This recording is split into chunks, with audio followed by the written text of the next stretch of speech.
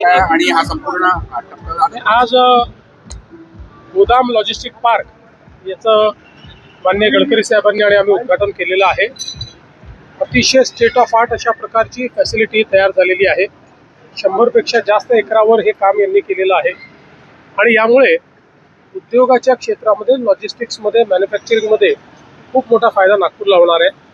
आज आपण जर बघितलं तर गेल्या काही काळात आपण जी लॉजिस्टिक्स पॉलिसी तयार केली त्यामुळे नागपूर हे देशातलं एक लॉजिस्टिक हब होत आहे. मोठ्या प्रमाणात लॉजिस्टिक पार्क तयार होत आहेत आणि यामुळे लॉजिस्टिक्सची कॉस्ट कमी होणार आहे. आपल्याला जर ग्लोबली कॉम्पिटेटिव्ह व्हायचं असेल आणि ग्लोबल सप्लाय चेनचा भाग व्हायचा असेल तर लॉजिस्टिकची कॉस्ट कमी करणं हे महत्त्वाचं आहे. तेच काम आज आपण या माध्यमातून करतो. सर, हे समजा ज्या ठिकाणी आपण उभं 6 महिन्यामध्ये फॅसिलिटी उभी झालेली आहे. समृद्धी महामार्ग सुद्धा एक्सटेन्शन येतोय, चंद्रपूर, गडचिरोली, वडसा. आगामी काळामध्ये लॉजिस्टिक्स संदर्भामध्ये काय काय होणार आहे? मला असं वाटतं की आता काम वेगानं करणं हेच अत्यंत महत्त्वाचं आहे आणि ते अतिशय वेगाने या ठिकाणी काम झालं आहे.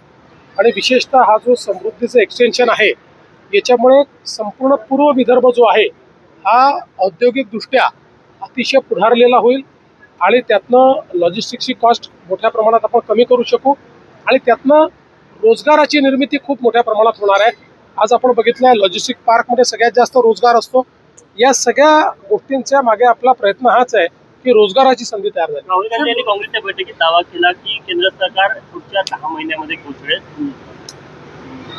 मुंगेरी लाल के हसीन सपने अशा प्रकारची एक सिरियल यायची, त्याच्यापेक्षा जास्त हे काही नाही. राहुल गांधी ने दावा किया है कि आने वाले 10 महीनों में केंद्र की सरकार गिरेगी.